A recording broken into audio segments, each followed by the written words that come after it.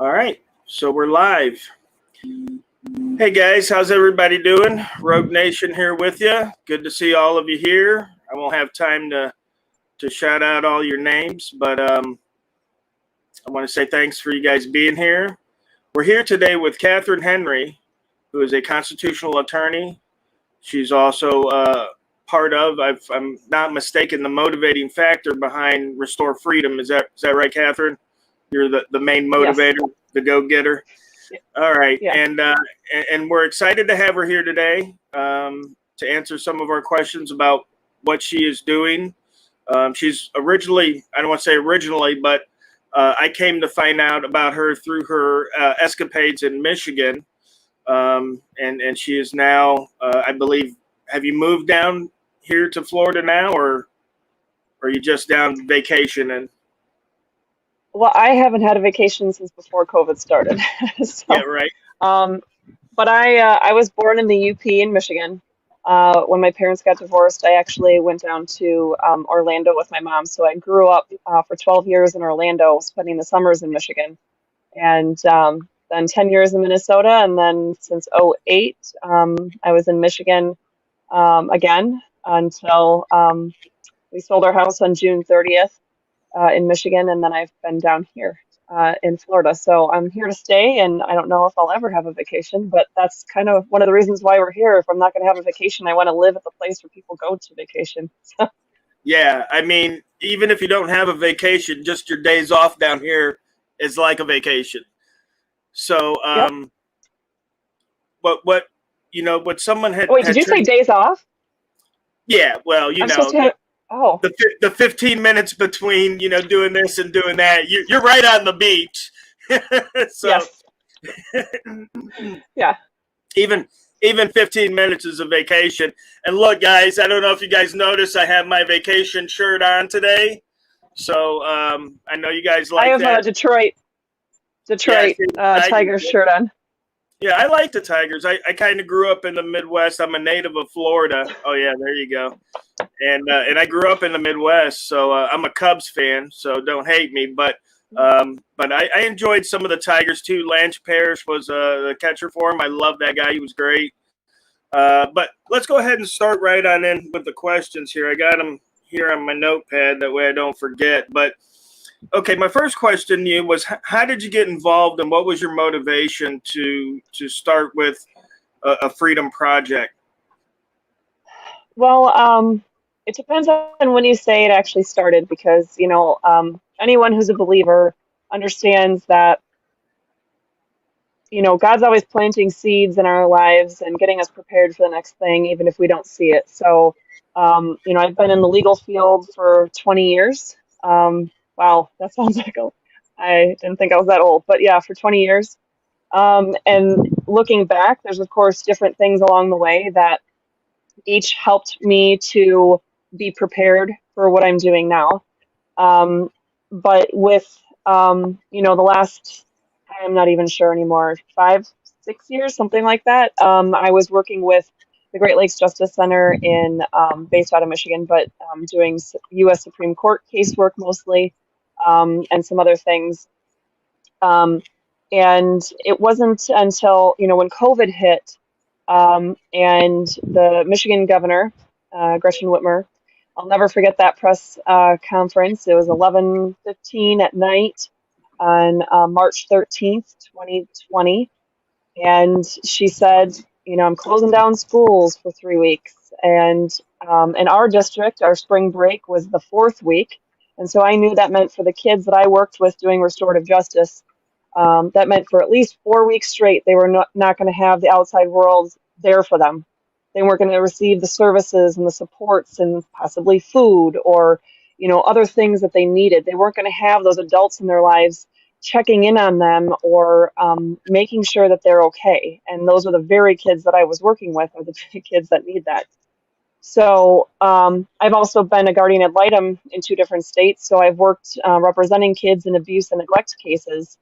And I know what their lives can be like when they don't have those mandated reporters near them, when sports are shut down and when church activities are shut down and community like the YMCA, or any of those things that they go to, the adults in their lives when they're not going to see them, like the crossing guard or the school bus driver, they need that. So to me, that was the big thing that really got me fired up about fighting against this. And I spent the next couple of weeks putting together research on what we knew at the time from leading epidemiologists and immunologists, looking at what the numbers were across different states and what they were saying about doing lockdown measures and whether they would work or not.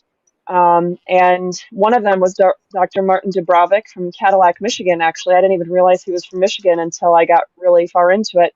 I had the pleasure of meeting him in person early on and talking with experts like him and realizing, okay, my instincts aren't totally far off here. They're actually right on, that this is something that isn't even medically what they say it is. And the way that they're trying to address it or fix it isn't even going to do anything to help us. In fact, it'll hurt us. It'll slow down the natural immunities and things like that. So you add that on top of, and that's where I tried to meet people initially, because people were openly listening to the the science to it, or the medicine to it. They weren't necessarily listening to the constitutional pieces or the legal pieces behind it. And the more I spoke, the more I went on radio shows and TV shows and news and things like that, and spoke at the Capitol on April 30th, which was kind of a fluke. In fact, Dr. Martin Dubrovik was the one they had initially found out about and asked him to speak, and he was seeing patients that day. So he asked them if I could present on his behalf based on the stuff that we had been working on together, the data and whatnot. And so I spoke on behalf of the law, and then I continued my speech and spoke on behalf of the medicine. And from there on out, it was I was just all in. So, it was by July, I realized my law firm could no longer exist as a separate entity. I had to roll it in so that every single thing I was doing at that point for 3 months, 4 months, had been solely in the fight for freedom. And I knew that there was no end in sight, no matter what they any of they said.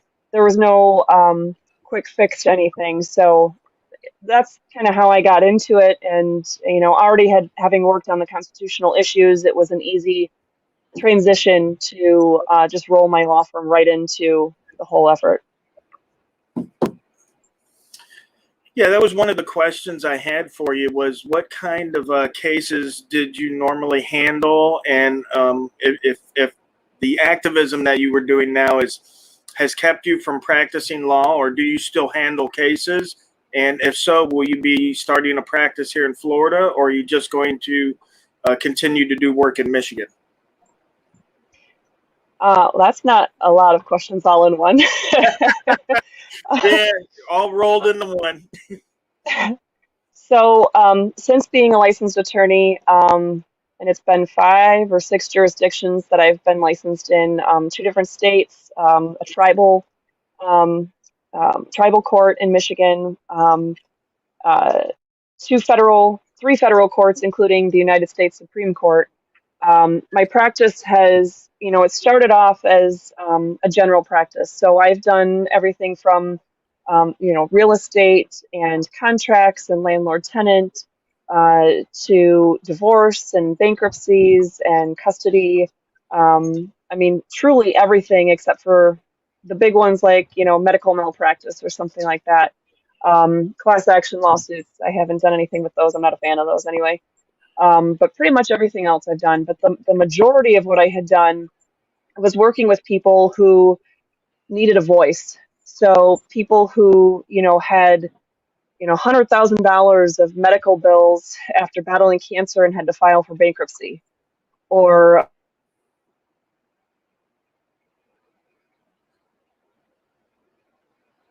think you got locked there for a minute. my clients. Okay, you're back now. Oh, You're back. so my clients were, the ones who over and over again, sometimes I'd represent fathers, but, by and large, a lot of the ugly cases were more often than not, the moms were just trying to get out, keep their kids safe, and you know, make sure there was a peaceful ending to things. And in the cases that I was on, it was often the dads, but sometimes the moms that were just vicious and nasty and awful. And so I came in as the voice for those who could not, um, in those situations, speak for themselves. Um, and sometimes I'd come in as the fourth attorney in a case, and no other attorney would have touched it because they don't want to be the fourth attorney. There's obviously something wrong with the client, right? But I would come in and do what I could to make sure that everyone was safe and things were just and fair. And um, so I did a lot of cases like that. And like I said, representing kids in abuse and neglect cases in 2 different states, a wide variety of situations. My youngest client ever was 4 weeks old. Um, Sorry. I remember laying in bed one night reading the medical reports of what had happened to her. And Heartbreaking, I'm sure. I'm used to speaking for those who can't speak for themselves. So continuing forward, that looking back, that was just prep work, right? I'm not going to keep doing those cases. I'm going to keep on the fight for freedom. But the fight for freedom now is grown-ups, people who are licensed physicians or nurses or school bus drivers or business owners, um, anyone, anywhere who is going, how do I fight this mandate? Or how do I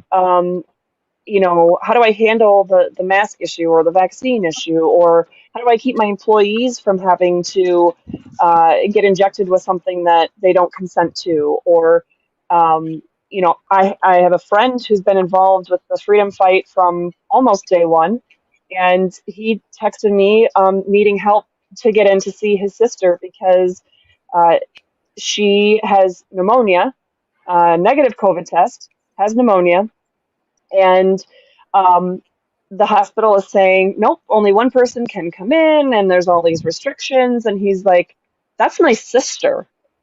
I need to be able to see my sister. The hospital doesn't have a right to do this. And I said, you're absolutely correct, but I'm in Florida and dealing with my own issues right now. So as far as having my firm down here, hey, if somebody wants to donate the 10 grand it's going to cost for me to take the bar exam down here and be able to work on cases down here, I'd be open to that. But working on a volunteer basis for the last 2 years, and then primarily volunteer before that as I was transitioning and doing the work I had mentioned. And I also have been doing mediations. I guess I should have said that. I've been doing mediations longer than I've been an attorney.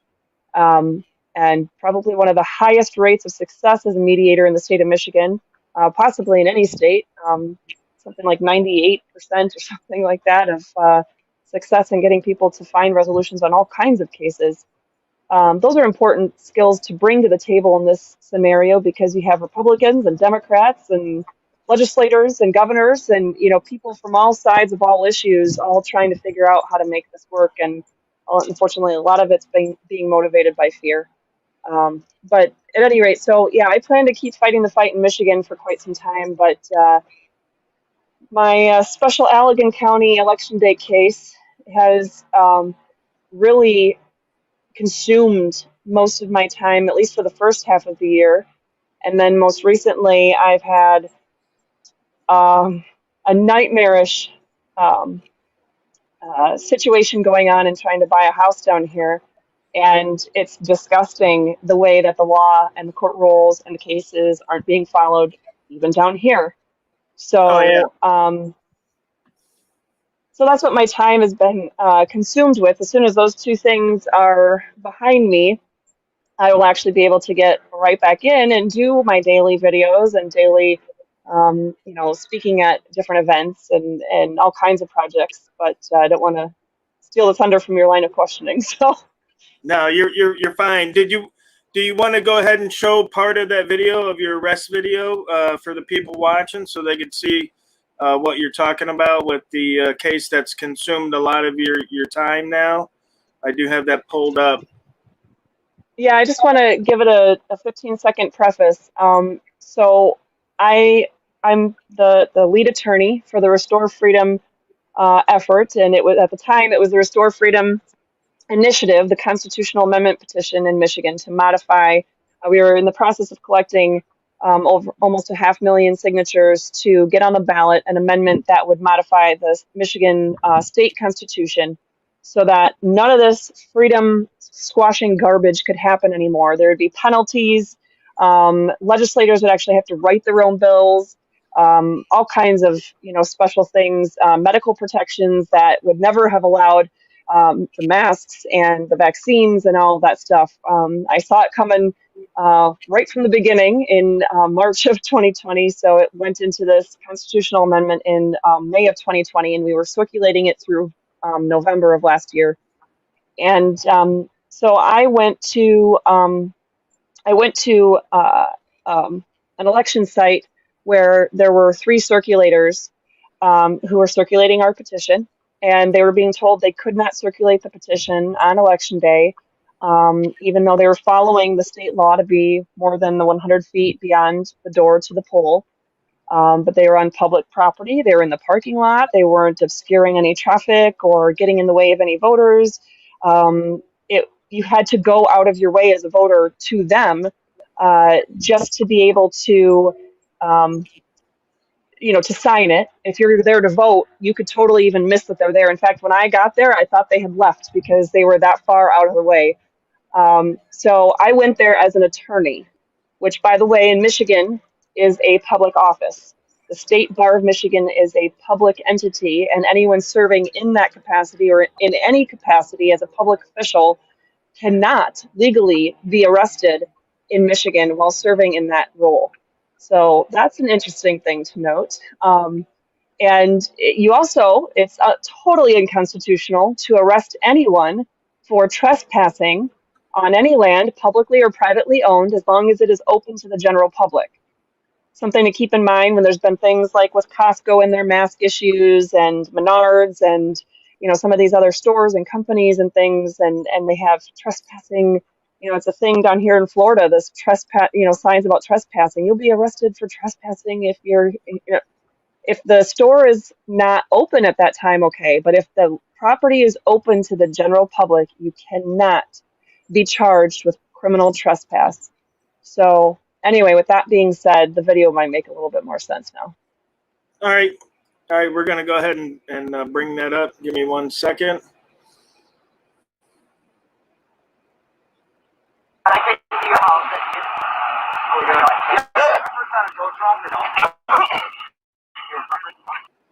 Hang on. I'm kind of new at this StreamYard thing, so. I'm asking you to leave, and if you won't leave, then you will be arrested. I asked for your ID. I'm sorry. I asked for your ID. That's not how it works. You're already violating law. I'm not violating any law. You're violating the law. I asked for your ID. Not even following the resolution in the township. The one that you guys gave us earlier, the one that you were reading from. Can I see that? It said you guys stop us. You're not touching my car. No, you're not. You have no right to do this. You do realize this is process and malicious prosecution. Yes, you're violating federal. I don't care. You're on the law. You have no right to do this to me. You guys can hear me if anybody's out there. I have Sheriff's Deputy Langlois from the Allegan County Sheriff's Department saying he's going to arrest me and he's going to tow my car because we are here. Let me see if I can switch this camera around. There we go. All right, guys. So he's here. He's trying to arrest me. This is our setup. So we are nowhere near the 100-foot mark, which is the drain in the road, right between where that silver truck and that car are pulling out. That's the 100-foot mark, where you can't be past it in the other direction, because those doors right there are the doors to get into the precinct. And the law clearly says we can't be within 100 feet. We also can't be impeding anybody from getting So they are, he says going to arrest me if we don't leave right now, because the township owns this property and the township said that we have to leave. Funny thing is the township has a resolution that specifically says we have the right to be here. And he doesn't want to read the resolution again. He doesn't want to talk about it. He doesn't want to read the law or the constitutional provisions that allow us to be here. So, we vote. Absolutely. Yep. He says that the prosecutor gave him permission to come and arrest me, and that's all he needs to know. This is in Allegan County. Mm-hmm.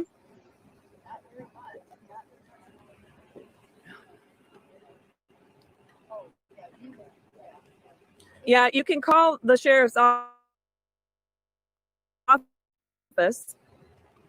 because his boss has already been, Allegan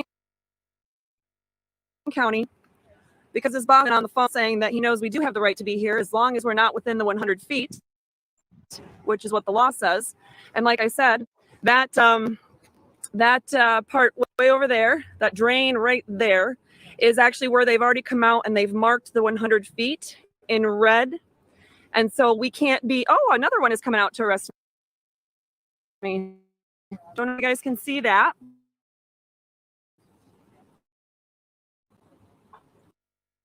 So they've got two of them coming out here to arrest me and tow my vehicle. And the 100-foot mark, that's way up there, you just can't be between where people go in and the 100-foot mark.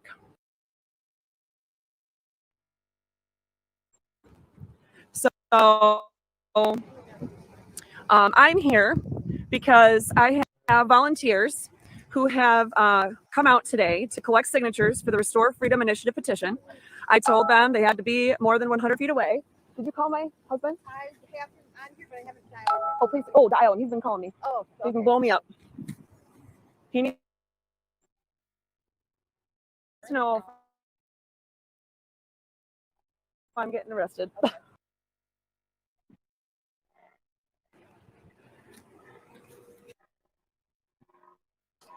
All right, I'm going to pause that right now. Did you end up getting arrested there? Was that the outcome of that They interaction? violently arrested me.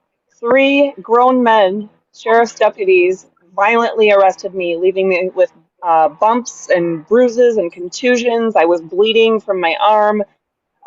It was extremely violent, especially considering that's not even they didn't even have the right to do a warrantless arrest in that situation, and that's not even the kind of crime that they would do an arrest for.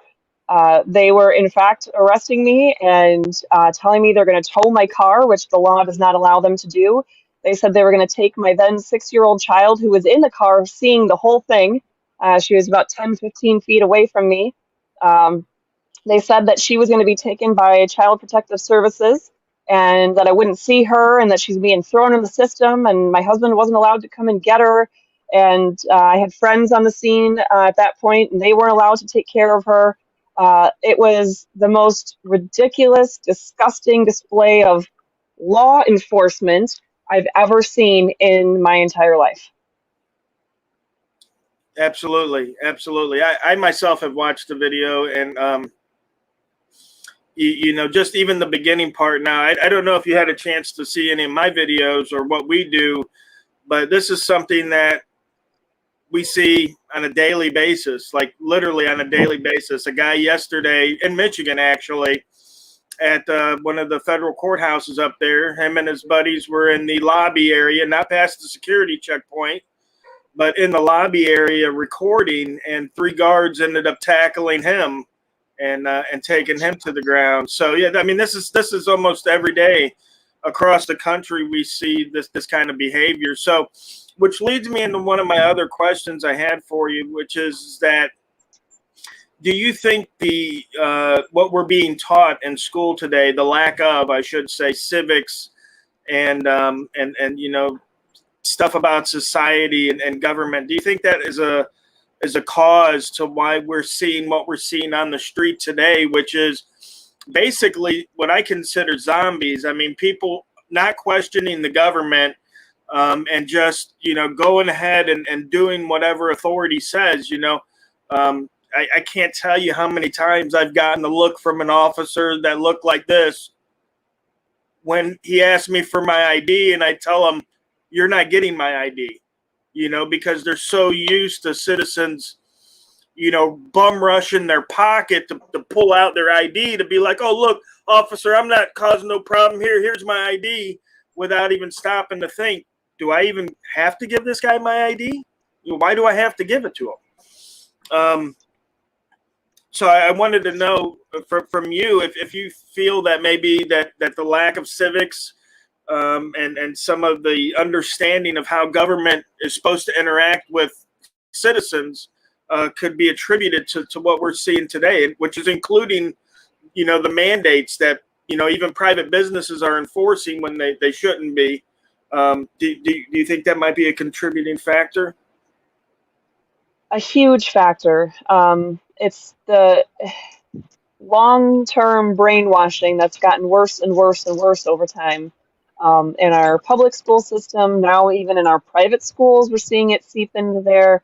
I have a child who is ODD, oppositional defiant disorder, and that should tell you something, right? Oppositional defiant disorder, and he we went to at the movie theater the first time I had been to the movies since COVID started, and it was like Christmas Eve or Christmas Day or something like that. And so we brought him and our youngest child, who's 7.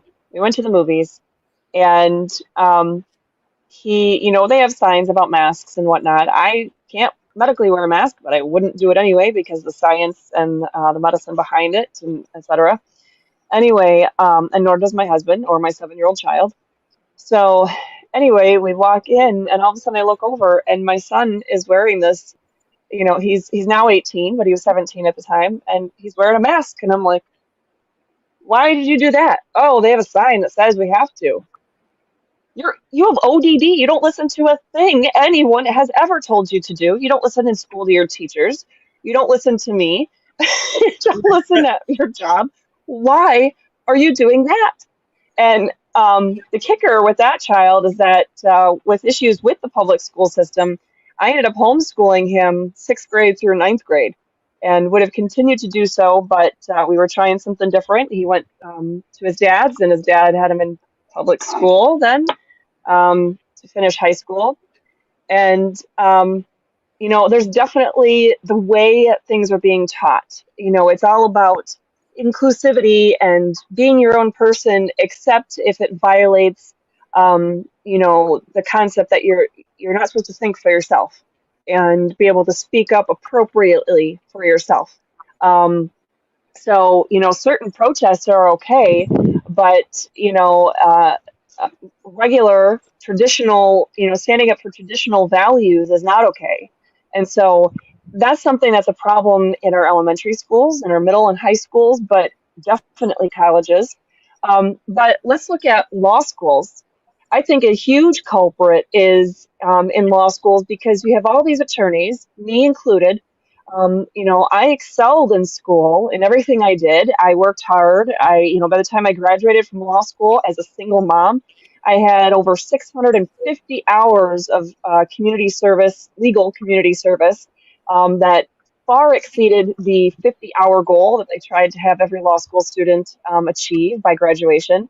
I'm just that kind of person. And yet when I got out of law school, a free thinker and everything, challenging everyone and everything, not as bad as my son, but, within reason, I came out not realizing some basic concepts. I didn't realize until COVID how much I didn't learn about the Constitution, how much I didn't learn about the way government is really supposed to work. And I consider myself a top-notch attorney. I don't like to pat myself on the back, but I know where I'm, areas I'm strong in and areas I'm not. if you ask me about legal malpractice, I'm going to be like, I can give you some general stuff that I learned in my third year of law school, but beyond that, don't ask me anything and expect it to be able to hold water. But I'm no different than every other attorney that goes to any law school anywhere, because the law schools are churning out these graduates who have to take constitutional law 1 and constitutional law 2, but don't actually have to be immersed in the text of the Constitution and what went into writing it, studying the Declaration of Independence, studying the text of the Constitution itself, of the state constitution, let alone the federal Constitution. They're taught to study the case law. Case law is not a thing. I mean, they think it is, but it's not, because it is the legislature's job to create law, not the judiciary's job. And the longer those kinds of things are perpetrated and taught and reinforced, the worse it's going to get. But I think elementary school and law school would be the two areas we would need to focus on the most, quite frankly, in order to turn our country around. Both of those need to be addressed, because let's say you have every person totally, realizing they need to be educated on their rights, and obviously not everybody's going to always agree on things, but you have people actually reading their state constitution and the U.S. Constitution and reading the Declaration of Independence and understanding the proper role of government, and then they know, okay, my employer has violated my rights, and the Constitution says that there's equal protection of the laws, so the government's supposed to step in and help with this, or the state or local government has done me wrong, so there should be, they're violating 18 USC section 241, so the federal government should step in and hold them in check, something like that.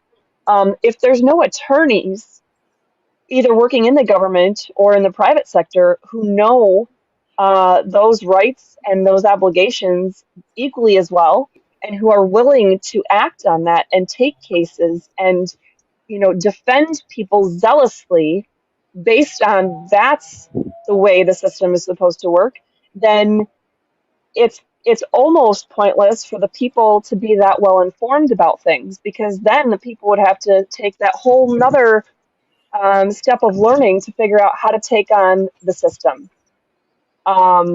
You know what I mean? Because they're going to have, if the attorneys are going to fail them, they're going to have to figure out how to represent themselves, how to participate in e-filing, how to learn the court rules, how to do those kinds of things that they shouldn't otherwise have to know. As long as they know what their basic rights are, they should be able to count on attorneys and government entities or government officials to protect those rights. So it's kind of a double-edged sword that we're going to be facing. Yeah, I got to say, I kind of find it to be the opposite. I mean, I've been violated. I've been doing this 3 years, First Amendment audit, and I've been violated numerous times by law enforcement, by city officials, county officials, state officials.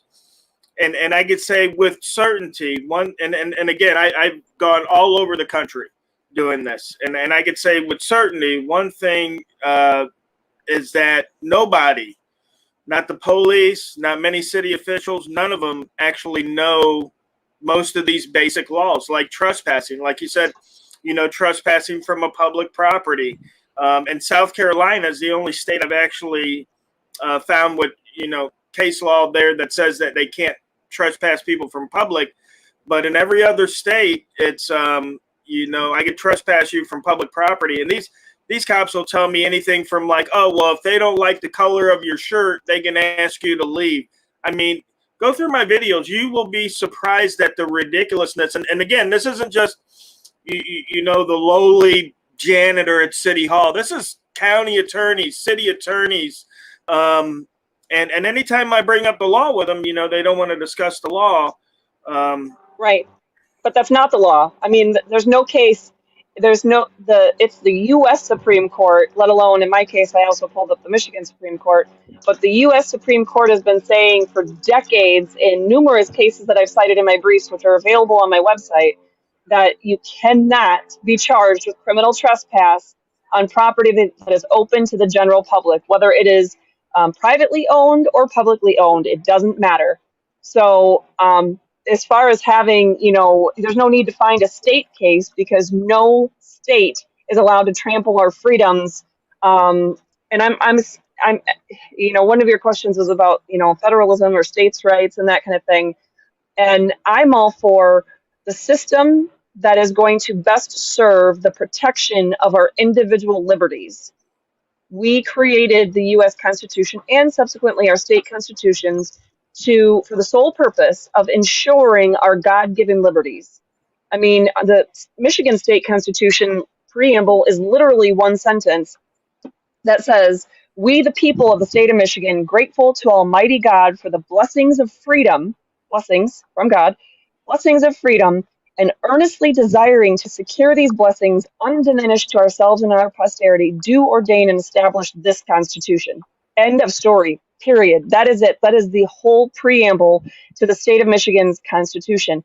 And there is a similar part within the preamble of the U.S. Constitution. It's one of the things that is the goal of the U.S. Constitution. But that is government's primary job, is to secure the blessings of liberty that are given to each of us. So that's why you have to have the equal protection of laws. That's why you have to have, the government understanding we have a right to physically protect ourselves and bear arms. We have the right to speak freely and publish freely. We have the right to practice religion freely. We have the right to do all of these things because those are God-given liberties, which I think was another one of your questions, but it all ties together.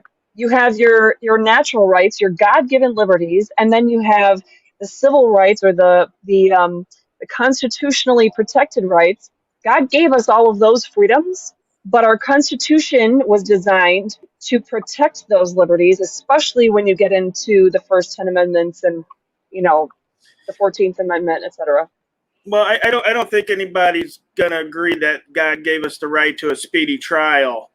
I'm a big fan of natural law and natural rights, like you said, God-given rights. And as far as that field goes, they believe that the rights that an individual person would have on a deserted island without society being around would be a God-given right. Like we have two legs, the right to travel. We have two fists, the right to defend ourselves. And a lot of people specifically, okay, for example, there's no First Amendment in any other country. So that either means that A, God only cares about Americans, or the First Amendment isn't a God-given right. It's a civil right that mimics some natural right. You don't find that to be the case? Absolutely not. No, that's not the only two choices involved there. There's a lot of reasons why our country could have the only First Amendment, as you point out that way. So, a lot of, what other countries out there have a written constitution to begin with? What other countries have a form of government that is representative in nature and is set up to function the way that ours does? Not everything is designed to be exactly the same, but our God is a God of justice and a God of freedom, and you can find the guarantees and the promises of justice and freedom throughout the Bible. In fact, that's one of the things that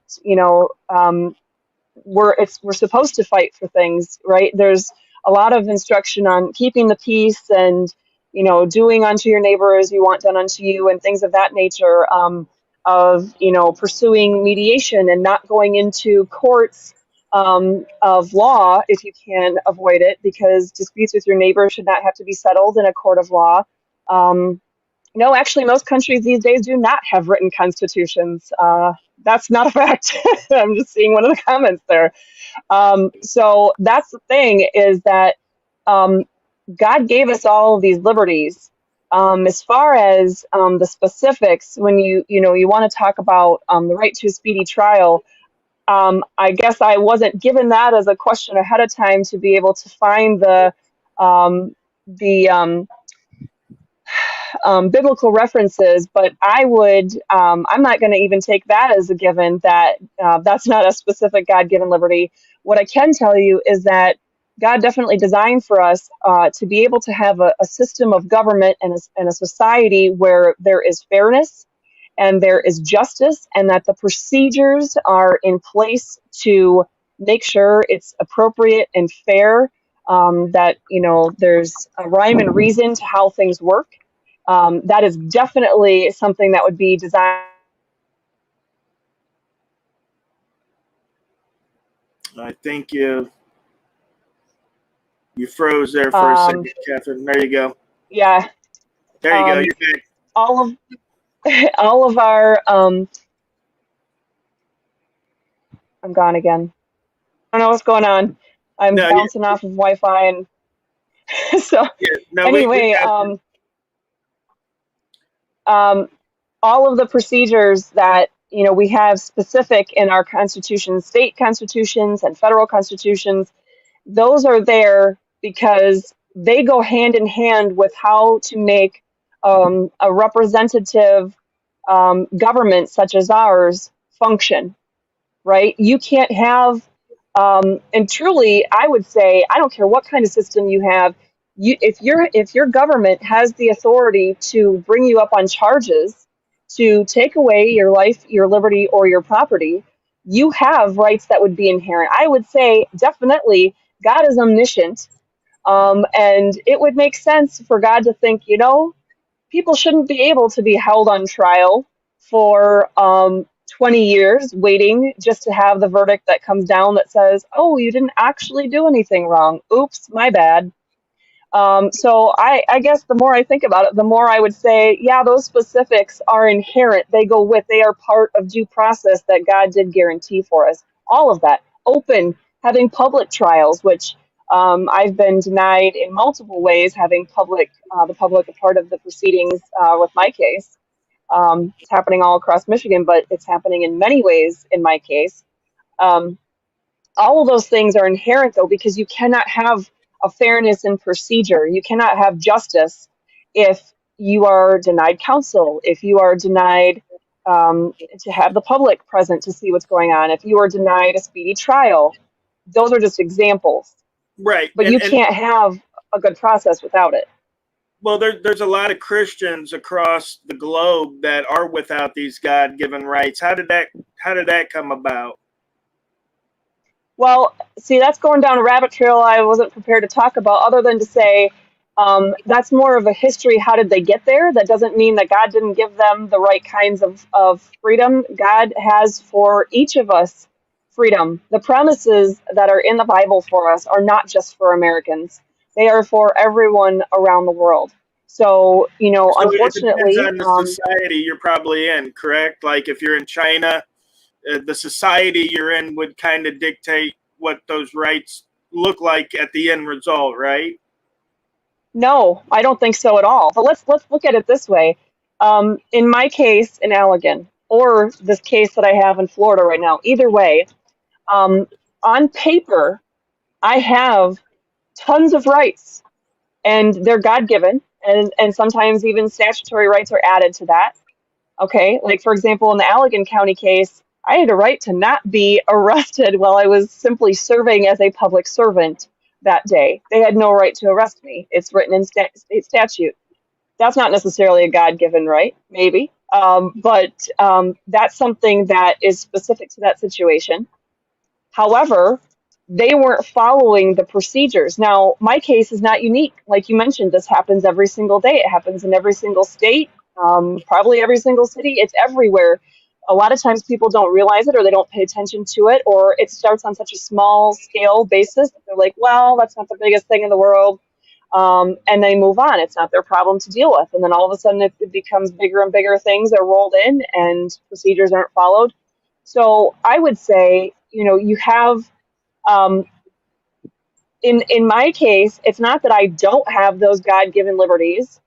I even have them protected by state statute and federal statute and constitutions and court rules, but yet the government, whether it be the sheriff's office to the prosecuting attorneys, to the judges involved, to the appellate courts, they have all failed to enforce the constitutional and statutory provisions that are there, failed to follow court rules and proper procedures in both of those cases that I mentioned. That doesn't mean I don't have those rights.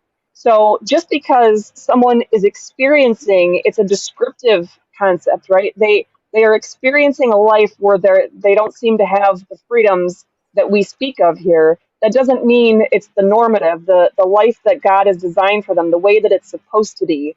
I think that every single person on this planet has God-given liberties, but how they play out is not a function of the way it's supposed to be because of their government or where they're at.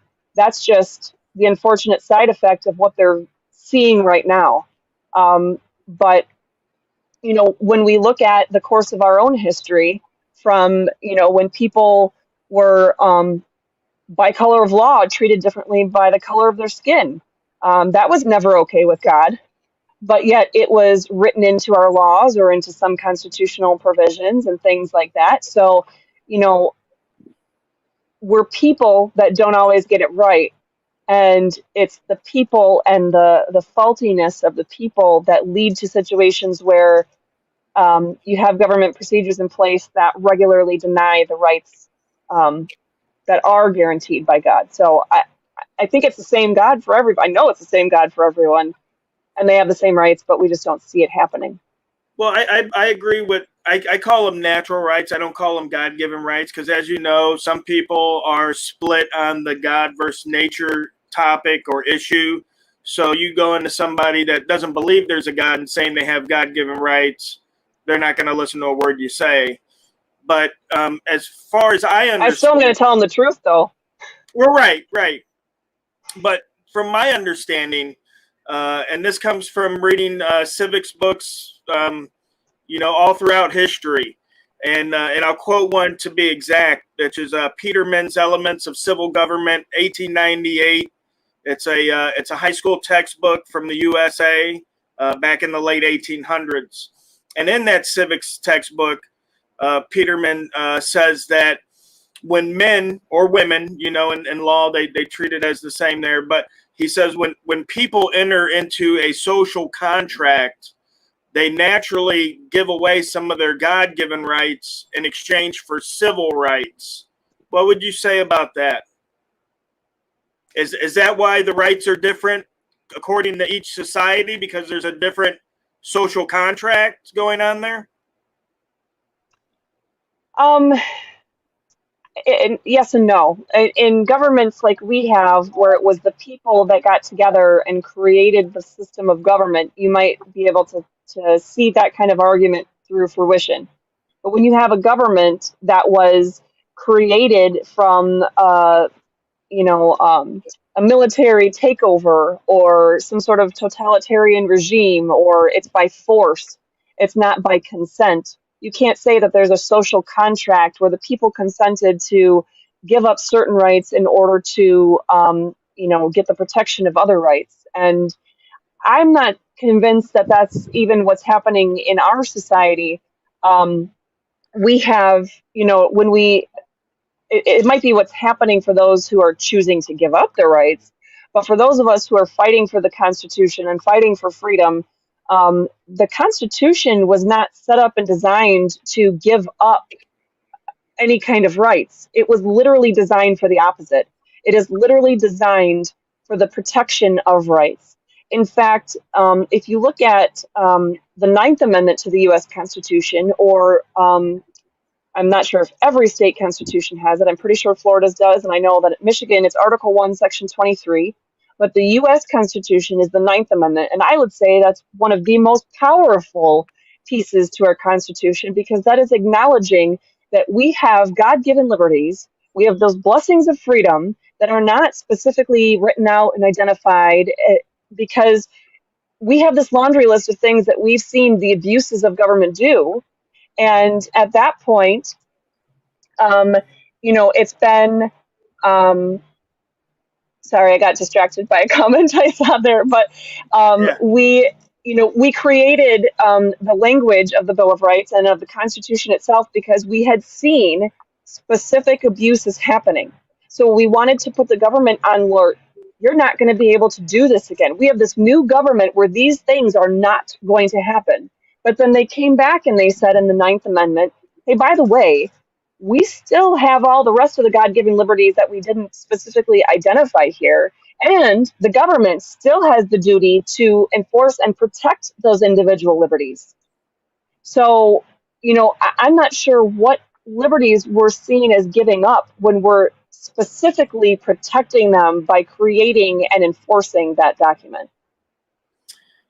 Well, okay, for example, natural rights proponents or people that, research and agree with natural rights would say that our natural right is to defend ourselves by whatever means necessary, okay? Because obviously the first 1,000 years there were no arms, so that would be impossible. The right to bear arms is not a God-given right because for the first 1,000 years there were no arms. Okay, all you had were your two fists. So you had the right to defend yourself. And I like to equate it by saying, again, if I'm alone on a desert island, okay, and a bear comes up to me and there's no government, I don't need the government to tell me that I have a right to defend myself, be it by a rock or be it by a bazooka that washed up on shore or any of those factors.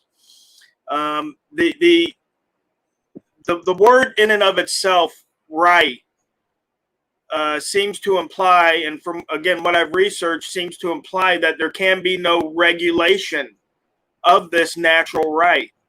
Like I have the right to free speech because God gave me a voice box, right? So government didn't give me the voice box. God gave me the voice box.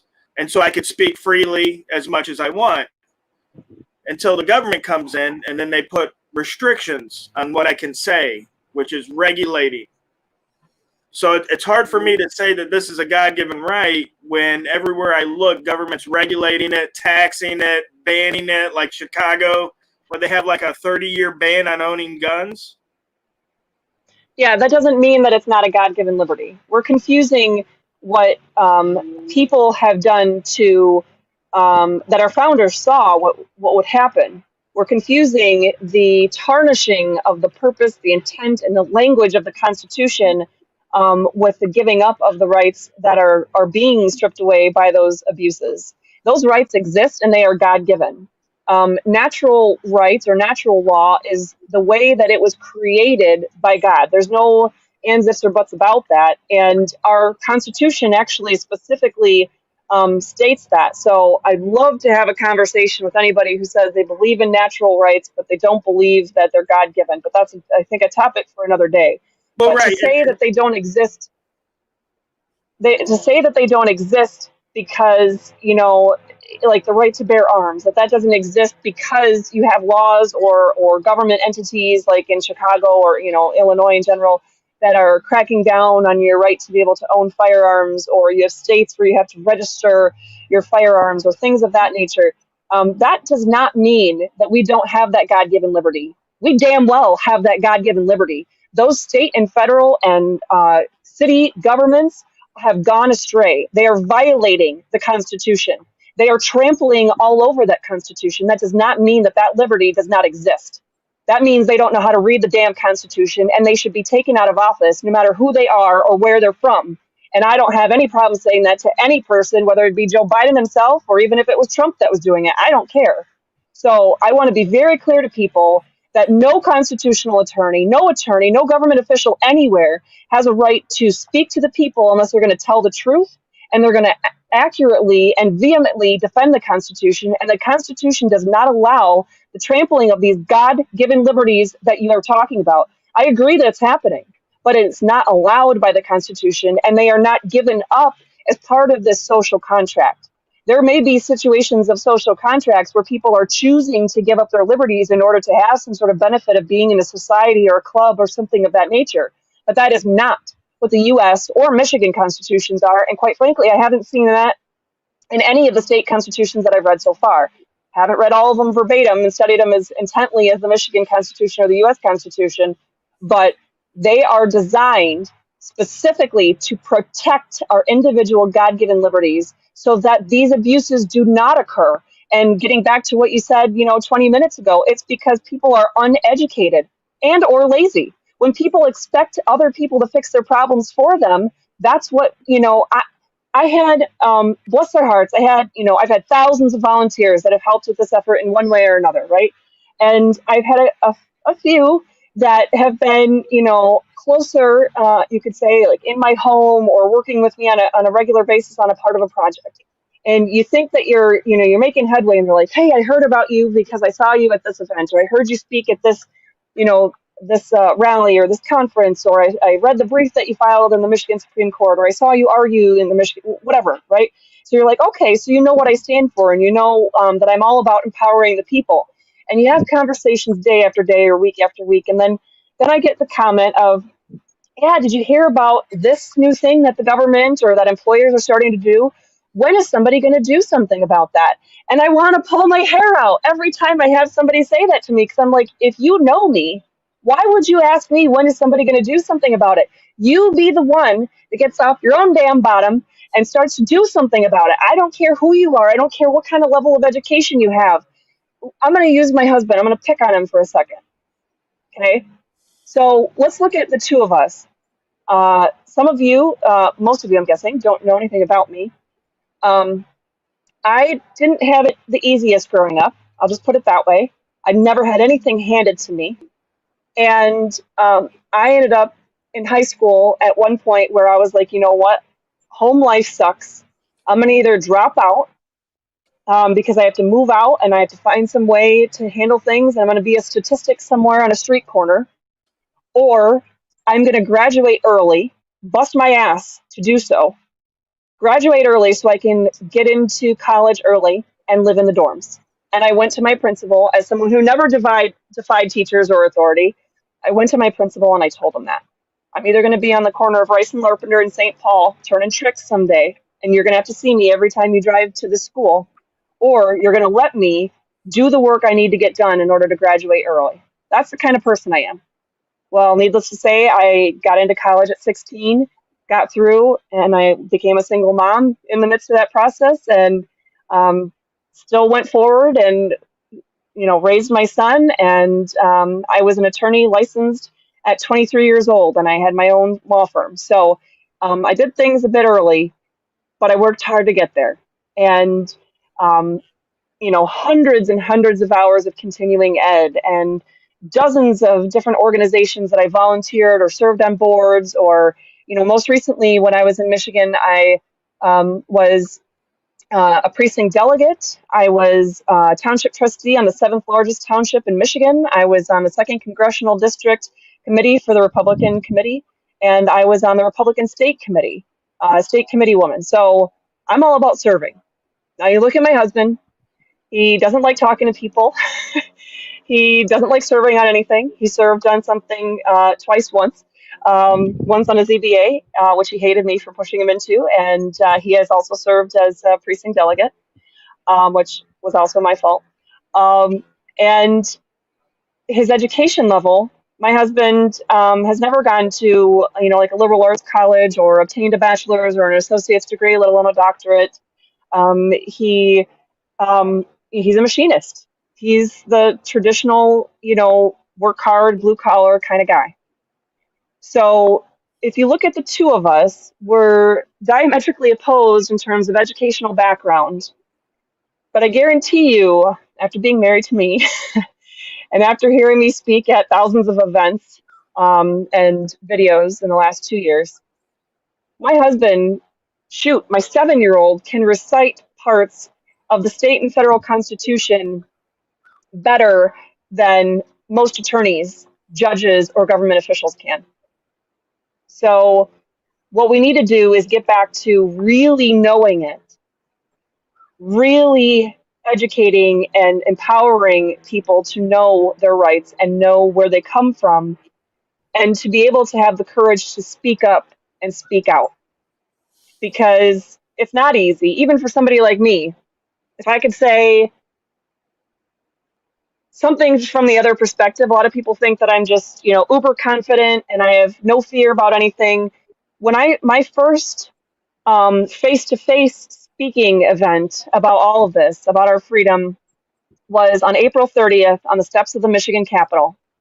And I stood up there saying, as legislature was in session, that they better not vote for a second extension because they didn't have the right to do that. The governor didn't have the right to do what she was doing, and they were all violating state law. They were all violating the Constitution. And I had to do that speaking in front of, I don't know, thousands of people, knowing it was being live streamed on every social media platform we had. I was so nervous when I was about to walk up on stage. I almost puked, and I walked up to people that I had seen before when I ran for state rep, and I hadn't seen them in years, and I said, could you pray for me? Because I'm about to vomit, and I don't want to do that on stage.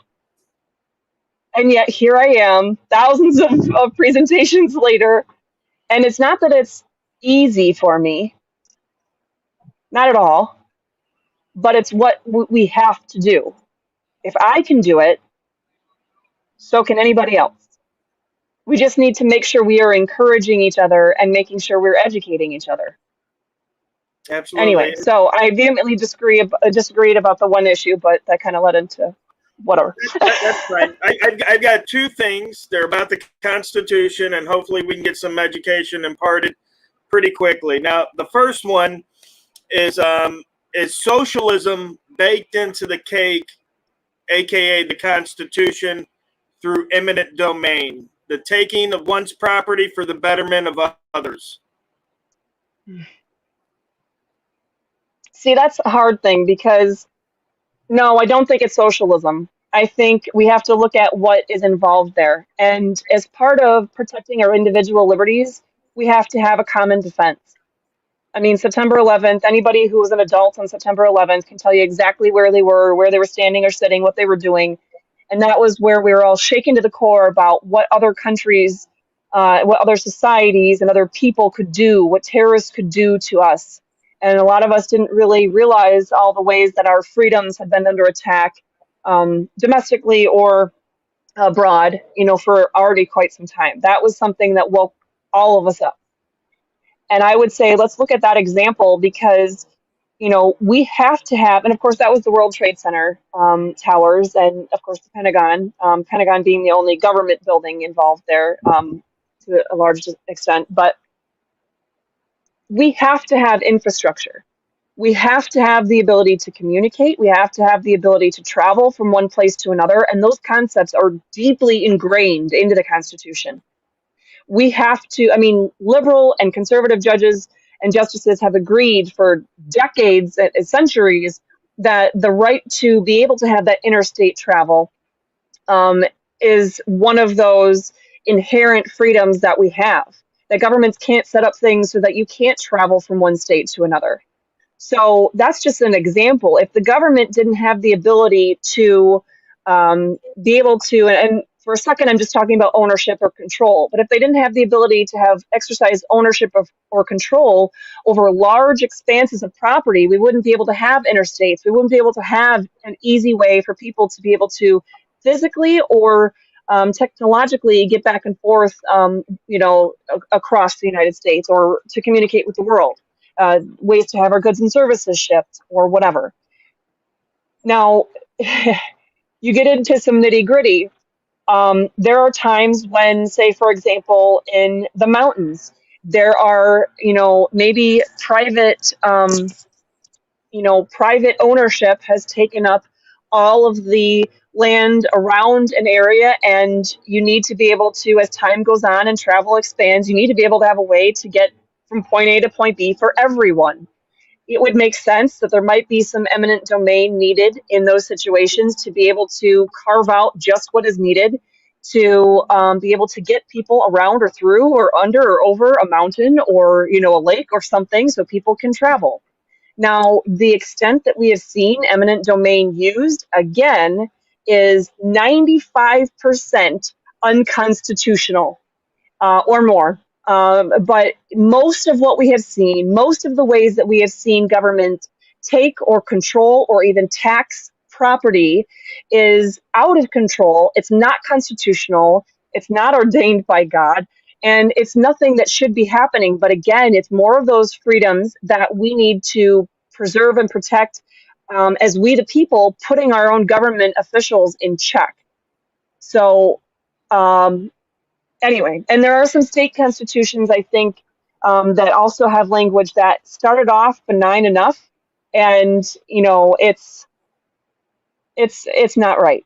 There's things in there that definitely are government gone rogue, preserved in a constitution type of thing. So the constitutions themselves are not perfect, but again, a lot of that is the aftermath, the amendments and the changes and things that have come afterwards as well. So hopefully that Okay, answers that. that does. And my second one has to do with the takings clause. And there was actually a case up in Michigan last year, I believe, in the Supreme Court, where a gentleman, and it was a ridiculous amount of money. I want to say $8, but it could be 80, it could be 800. I don't remember the exact dollar amount, but it was a ridiculous dollar amount. The county had taken his property, sold it at auction, and the county was arguing that they should be able to keep all of the money from the sale. And that was taken up to the Michigan Supreme Court. And again, this is just one of the cases. There's been numerous. You can Google, house taken for $5,000 back taxes, and you'll see a million of them. But with the takings clause, it says no private property shall be taken without just compensation. Supreme Court said that just compensation is fair market value. So how do we get around the fact that these counties are foreclosing, taking these homes for $5,000 and $10,000 back taxes, auctioning them for $60,000 when it's a $200,000 home, and then just giving the owner $30,000? How do we equate that being constitutional? Well, that's a little bit more of a complex example as well, and there's a lot of things involved with that. But one, I guess, devil's advocate way to look at it would be if you have anything that's going up for public auction and it is truly a public auction, then whatever it sells for is fair market value. I mean, that would be the definition of what fair market value is. So, for example, I did not sell my house on public auction, but my house in Michigan that we just most recently sold should have sold for a heck of a lot more than 80, 70,000 at least more than what we sold it for. We put it up in May, at the end of May, and quite honestly, had we just caught the market 1 week earlier, I guarantee you I'd have $75,000 more in my back pocket. But 4 bedrooms, two and a half baths. I'm mixing up my houses. 2.5 bath house, 2-car garage, 4,200 square feet, blah blah blah. Beautiful lot in one of the most sought out neighborhoods in the sought out township in all of Michigan. Okay, so wonderful house. Did not sell for what it should have. It sold for 80,000, what less than what we initially listed it at. Doing all the comps and everything is how we initially listed it, and yet it sold for 80,000 less than that. So what does that mean? Well, it means we got screwed, yeah. But does it mean that it didn't sell for fair market value? Nope, it was on the market. It was sold in a time and a place and a manner that is commonplace to real estate houses, and that's what it sold for. So likewise, when you have auctions, people don't typically auction off their own homes, but that doesn't mean that's not how houses or real estate in general is sold. Again, depending on how the auction happened and how public it was and how, what kind of advertising went into it and the procedures that were used and, the requirements of bidding and everything else. If the procedures were fair and appropriate and commonplace to what does happen in at least, a decent share of real estate listings, then if it sold for 10,000 versus 150,000, that's just happens to be what fair market value is. So a house that you. So on the flip side of that, I could go to an area and find out what houses are going for on public auction and say that that's fair market value for homes in the area. Again, I'm not saying that every public auction is done fair and appropriate and according to the standards of what would actually result in fair market value. I'm just saying if those standards are utilized and held to, then whatever it sells for is what it sells for. So I mean, whether it's a car or a house or anything, I just had to sell my granite table, huge table that I've had for years, had it in my office, then turned it into a dining room table. Beautiful thing. That and the two side tables that went with it and everything else and the chairs. The whole thing was worth $1,600. I sold it for 375 stinking dollars.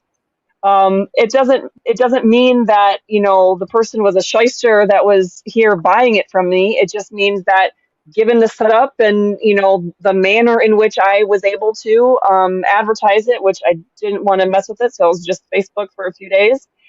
That's what fair market value was within that context. So again, if the context is an exclusive list or an exclusive way of advertising to people, and only certain people know about it, and certain people have to qualify, and you have to jump through a bunch of hoops to be able to purchase or to be able to place a bid, and it's a bunch of stuff that's unique to the government auction process, that would not result in fair market value, not at all.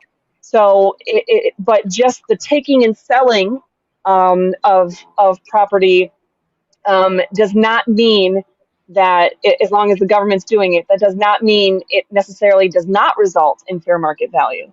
You see what I mean? It's how is the process being utilized? Well, So it's kind of a more complicated theory. There's that theory, but there's also a theory that Americans no longer own private property. What would you say to that? That's a load of garbage. As of tomorrow, I will own a property in Florida. I own my vehicles. I own the table I'm sitting at. Not as cool of a table as the one I was just talking about. I owned every house in Michigan that I had my name on the deed. I owned them. Now, some I had mortgages and some I didn't, but that was because of my choice of, or my financial inclinations. And as far as taxes, that's something that, one of those things as far as the whole point of taxes is supposed to be that the essential government services tied to someone who is in that area or owns property in that area, such as the infrastructure I mentioned earlier that would be needed, or things of that, is that those are, sorry, I got distracted again reading a comment. I got to stop reading the comments while I'm trying to explain something.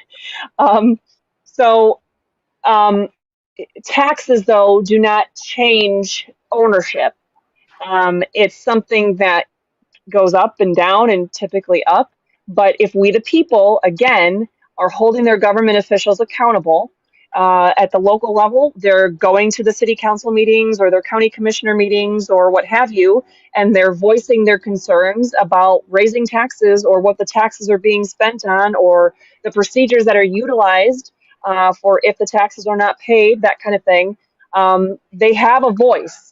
But people choose to not fight the system, and they choose not to use their voice, and they choose to too often remain ignorant about what the options are. But I would say definitely, if you own your property, you own your property. Well, the reason I brought that up was a case I found on the Supreme Court website where a gentleman had a piece of property, and it was I believe his father's or his grandfather's, and his wife wanted to take the property in a divorce. But unfortunately, the property was in a trust, and the property was a land patent, or what the Supreme Court said was a allodial title. And they said specifically in that case that nobody could take that property, not even the government, and they could not tax that property. And they said that was private property, what would be considered private property. So there's some confusion, I think, with a lot of people, because I studied a little bit of property law. So I know that when we talk about property, we're not just talking about the item, we're talking about the bundle of rights in the item. So like, for example, today, you're not buying that property in Florida with mineral rights attached to it. You're not buying it over in the panhandle of Florida with timber rights attached to it, because there's a split title. Somebody already owns the rights to the timber on your land. Somebody already owns the rights to the mineral on your land. So from what I understand, you can't own full title if people own rights to the property that you own. Would you agree with that? Or I think that's a really twisted way of talking about that. That's, I mean, people, it is a property, real property is a bundle of sticks. I mean, unfortunately, I don't have enough sticks here, but for those who might not quite understand what we're talking about, I have a lip gloss and 2 pens here. Usually I have a little bit more, but typically we're talking about, when you have property, you have the right to possess it and use it right now. You have the right to the future interest in the property to own it, after your lifetime or my lifetime or whoever. You have the right to, lease it or have some, financial gain from it right now, whatever. There's different kinds of rights that come with owning property. And, this is actually a half of a rental. So if I wanted to, keep renting the other side, well, then I own it, but I am leasing or renting or giving, depending on the situation, to the renter the right to have the property or live in the property for that period of the lease. If I wanted to give a life estate to, if I wanted to deed my house to my youngest child and then keep a life estate for myself, then under traditional property, I don't have anything really left that I can sell or give away too much, because she then owns all the future rights, and all I have is the use and ownership and enjoyment of that property so long as I live. It's my life estate. So there's, different rights that you can break up. And yeah, when you're talking about the specifics of timber or of mineral rights or things of that nature, different states do it differently. I could, for all you know, I didn't follow the standard Florida bar, Florida, realtors agreement, and I have mineral rights that I'm purchasing. Who knows? Well, to answer that real quick, Catherine, I've been to all the counties and I've asked if there's any allodial titles to any property in the state of Florida, and there's not. Usually you'll find it in like reservations, like up in Michigan or out west. The Indian reservations are allodial title. The United States government doesn't tax them or something like that. There's very few properties, but the one I saw on the Supreme Court website had me interested. That's why I was asking. And I would say that's one that I wish you had mentioned earlier, because honestly, I don't think that's relevant. I mean, that's something I've literally never heard of anywhere ever. And I've done a hell of a lot of research. Yeah, I'll send you the link. I will, and I'd love to have a follow-up discussion on it, because that's the only it talks about having essentially a property that is not able to be, taxed or, be controlled by any government. But the thing is, that essentially envisions a situation where you are not then going to be able to receive the benefits of having a collective society. So a common defense, infrastructure, any kind of, some people would say government education or government school system, which I would say is not their damn job. But anyway, but being able to have any kind of, municipal water source. In some areas, they do those kinds of things, or trash collection or things like that. Right. But things that are tied to infrastructure or essentials or defense, those are things that no one should be able to benefit from and then not have any kind of payment towards. So if the people have chosen a system of property taxes as the main source of revenue to fund those functions of government, then those who own property and are in that area to receive those services should pay for those services the same way. Now, I would say that government has gone hog wild and isn't doing it the right way, but in general, that's the system that's set up. It doesn't mean you don't own it just because it's taxed. Well, right, and I was going to intervene there and say, is it really we, the people, that have chosen the system, or is it really our representatives who, if you look at the bank bailout a couple of years ago, don't even listen to the people that they're supposed to be representing. I think was it 85% didn't want the banks bailed out, and the government did it anyway. So my final question, because my computer's getting ready to die here in about, I don't know, 30 minutes or so, but my final question to you, and I included it with a thing, is I believe it to be Lindsay Spooner made the quote, but I could be wrong on who said it, but the quote goes something of this nature.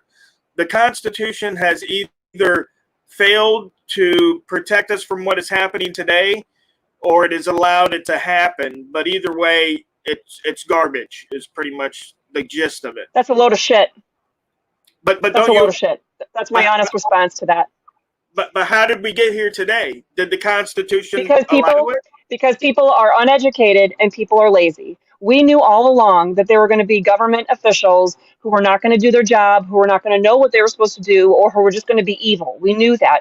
I mean, if you look at the letters that are written to the people in Isaiah, the book of Isaiah, and see that the book was written to the people where they have a rebellious nation, where there are leaders that have gone astray, and it's instruction on what to do and how to do it. It's been as old as time. You have as old as there has been governments. There have been people in those governments that are not going to do their job properly, that are not going to do it as it was designed, or within the authority that they were actually given. They're just going to do what they want, or they're going to be lazy about knowing what they are supposed to do, or it's just pure evil that is controlling the situation, the love of power or the love of money. So we knew that going into this. Our founders knew that going into this and setting up the system of government. That doesn't mean that the Constitution itself allowed it, and it doesn't mean that it failed us. Who failed us are the lazy ass Americans who sit there on their butts every day, waiting for somebody else to fix all their problems. The people who don't want to read the Constitution, the thousands of people that had called me long before COVID came, let alone those that called me afterwards saying, well, I have this problem. And I say, you know what? I'm sorry, I'm unable to take your case right now. But I could definitely point you to the chapter in the state laws, or, some cases or court rules or whatever the case may be, of things that, can help you. And this will definitely get you to where you need to go. And they go, well, I don't have time to do that. Well, I don't know. I just don't understand that stuff. That is the common American these days. Those are the people who are to blame for where we're at right now. Don't you dare blame whoever that person was that you quoted from, is who I'm addressing this to, and anybody who supports that. Don't you dare blame the Constitution. The Constitution is not at fault for that.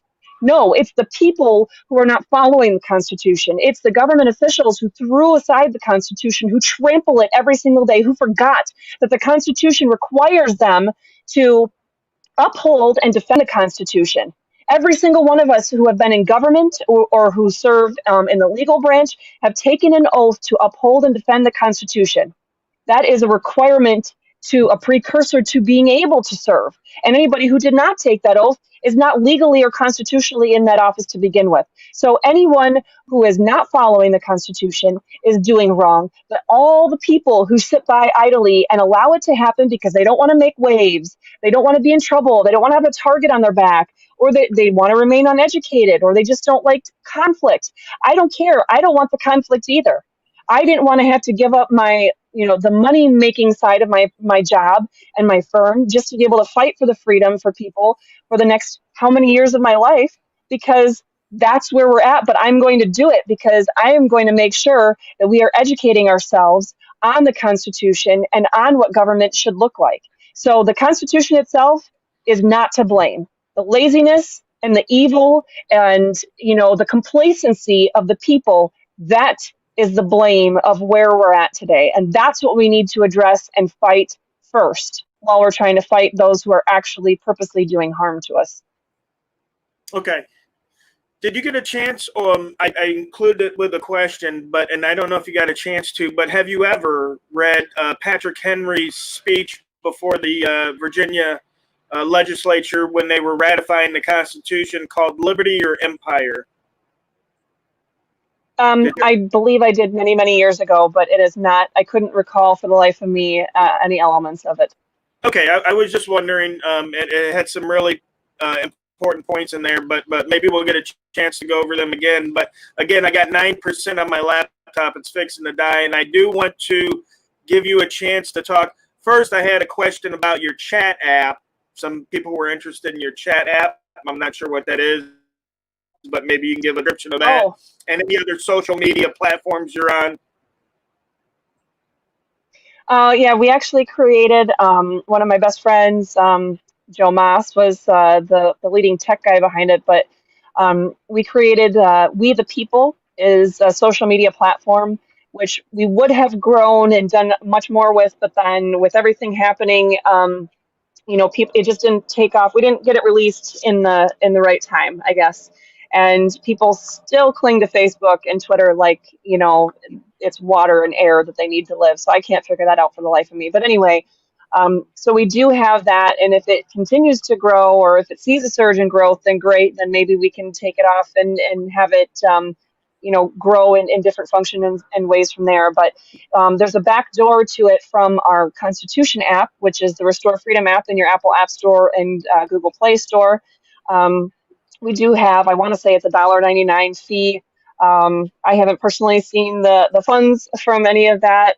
It's going back right to the app developers who, we put out, a couple $1,000s to have them create it, and hopefully we'll be able to do some different things with that and actually get a little bit more of our own control over that app in the next few months here, so we could do some other great things with it. I'd love to have every state's constitution on there. Right now it's just the U.S. Constitution and the Michigan Constitution, but ways that you can highlight different parts of the Constitution and bookmark things and go through it item by item.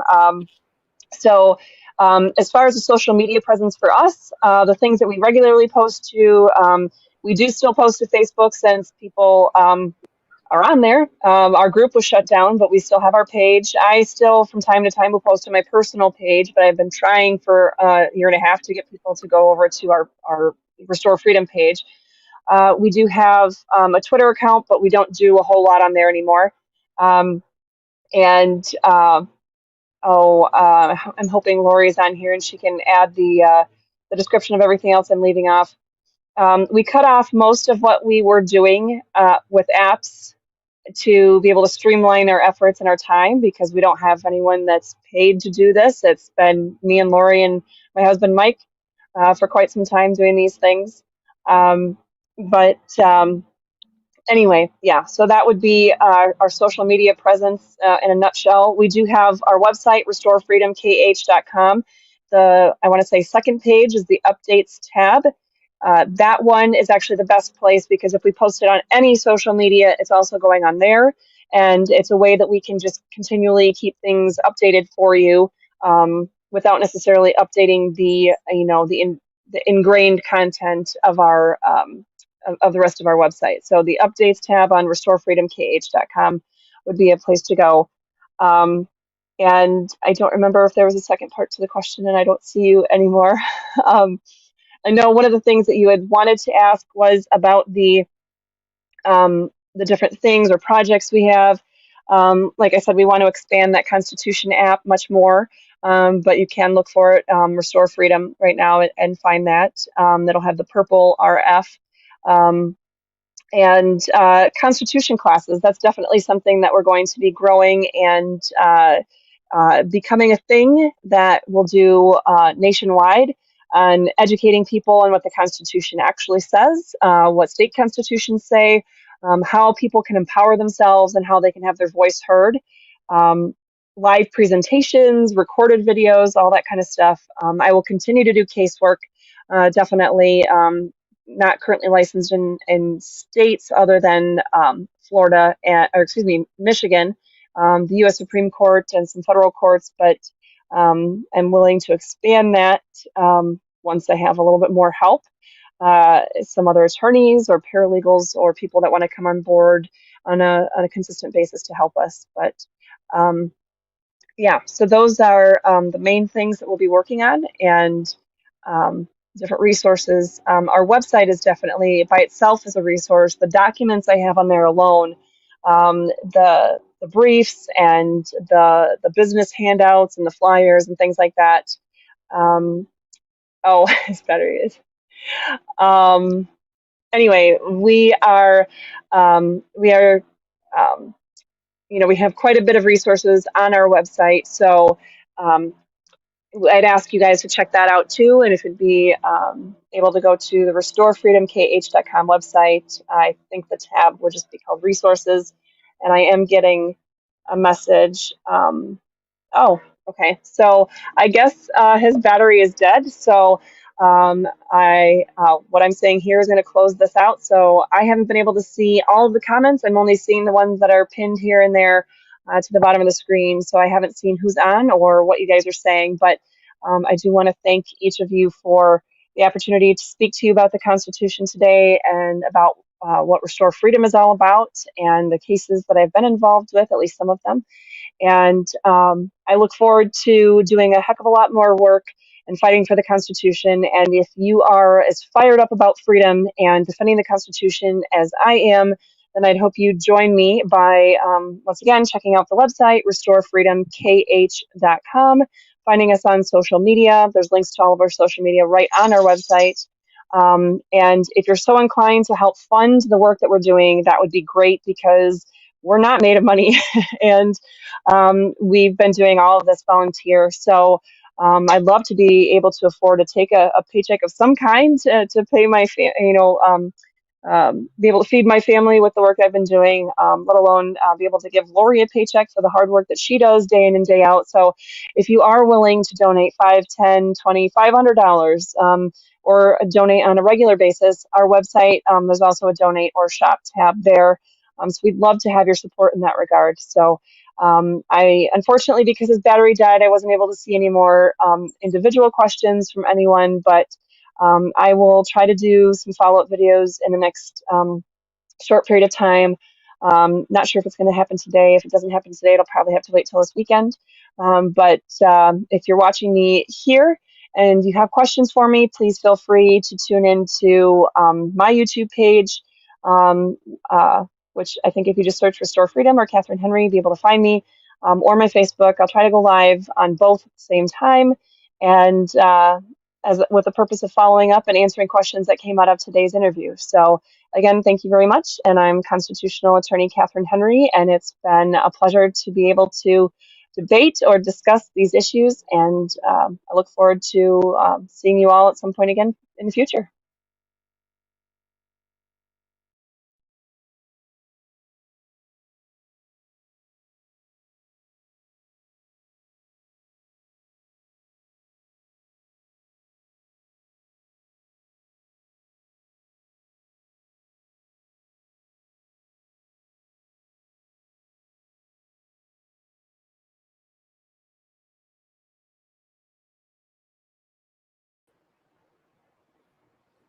All right, guys, can you hear me?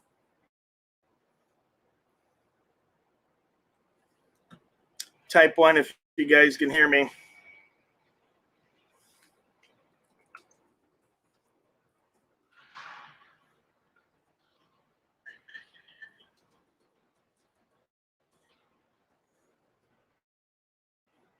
Cool. All right, so Katherine Henry, guys, constitutional attorney, Restore Freedom. Thanks for being able to come up. We got to some questions I wanted to ask, and we got some answers. There's a lot more that we're going to go through, not just with her, but with other attorneys as well. Cop Block Hot Springs says he can't hear me. Can everybody else hear me? Ray says 1. Blue Steel says 1. Everybody says 1. All right. So, yeah, we're excited that she was able to make it today. We're going to be looking to bring more stuff like that, more educational stuff to you guys, and hopefully you guys will get some worth out of it. There's a lot of misconceptions. There's a lot of myths out there about the Constitution, about our rights and stuff like that. And we're going to get through all of it together. So I want to thank everybody for their time, for coming in today, especially Miss Katherine Henry. She's a very busy lady. She's got a lot of stuff going on. Everybody here in the chat I know is very busy as well. we did this kind of middle of the day to kind of help accommodate her schedule. So I want you guys to remember, don't forget that tomorrow we are out in Pritchard, Alabama for the court date there. And we got some other stuff coming up this month. Winston Smith's got his court date on the 22nd. So we got a lot of good stuff coming up. Hopefully some wins. I've been filing some paperwork in my cases. I'll be showing you guys that. So yeah, a lot of exciting stuff. Got a couple more audits I still been holding back, some passes that I'm going to be put up for you guys. So yeah, I just want to thank everybody again for coming out, and hopefully we'll see everybody again real soon. And you guys just have a great week. Okay, don't work too hard, and thanks for coming out, guys.